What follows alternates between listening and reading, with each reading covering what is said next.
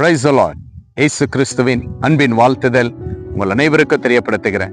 இன்று இயேசப்பா நம்மோடு என்ன பேசுறார் என்று நாம் பார்க்க போகிறோம். சங்கீதம் 85:12 கர்த்தர் நன்மையானதை தருவார். அநேக கவலையோடு இருக்கீங்களா? துக்கப்பட்டு இருக்கீங்களா?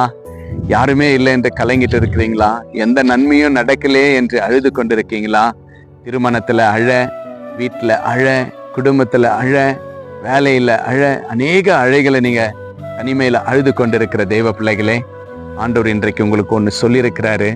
நன்மையானதே உனக்கு நான் தருவேன் என்று. மகனே, மகளே, உன்னை பார்த்து தான் ஆண்டவர் சொல்றார். ஏன் அழுது கொண்டிருக்கிற? ஏன் துக்கப்பட்டு இருக்கிற? நான் தான் உனக்கு நன்மையானதை கொடுக்கிறேன்னு சொன்னனே, ஏன் அழுறேன் என்று ஏசப்பா இந்த நேரத்துல உங்களோடு பேசி கொண்டிருக்கிற தேவனாய் காணப்படுகிறார். திருமண காரியம் நன்மையாய் கொடுக்க போகிறார். கர்ப்பத்தின் கனி நன்மையாய் கொடுக்க போகிறார். வீடு கட்ட வேண்டுமா? நன்மையானதை கொடுப்பார். வீடு இல்லையா? கர்த்தர் ஒரு நல்ல வீடை கொடுப்பார். வேலை இல்லையா? நன்மையானதை கர்த்தர் செய்வேன் என்று இன்றைக்கு வாக்கு கொடுத்திருக்கிறார்.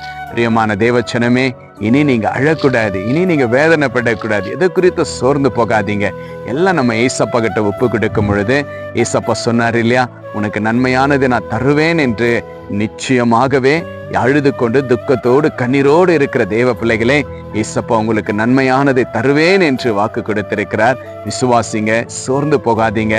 அதே போல ஊழியத்திற்கும், ஊழியக்காரர்களுக்கும், ஊழியத்தினுடைய குடும்பத்திற்கும் கர்த்தர் நன்மையானதை கொடுப்பார். நல்ல சபையை கொடுப்பார், ஆத்துமாங்களை கொடுப்பார்.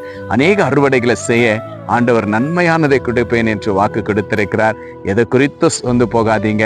உங்க அழைக்கு எல்லாமே ஏசப்பா நன்மையானதை கொடுக்கிறேன் என்று வாக்கு கொடுத்திருக்கிறார். விசுவாசிங்க. நன்மையானதை பெற்றுக்கொண்டேன் என்று இப்பொழுதே நீங்க விசுவாசிக்கிறீங்களா? விசுவாசித்தீங்கன்னா நிச்சயமா அது ஆகும் என்று கர்த்தர் சொல்றார். நான் விசுவாசிக்கிறேன் என்று நம்புங்க. கர்த்தர் உங்களை பெரிய காரியத்தை செய்வார். விசுவாசிக்கிறவங்களை கர்த்தர் பெரிதாய் ஆசீர்வதித்து, அழையை துடைத்து, கண்ணீரை துடைத்து, சமாதானத்தை இயேசு கொடுக்க வல்லவராய் காணப்படுகிறார். விசுவாசி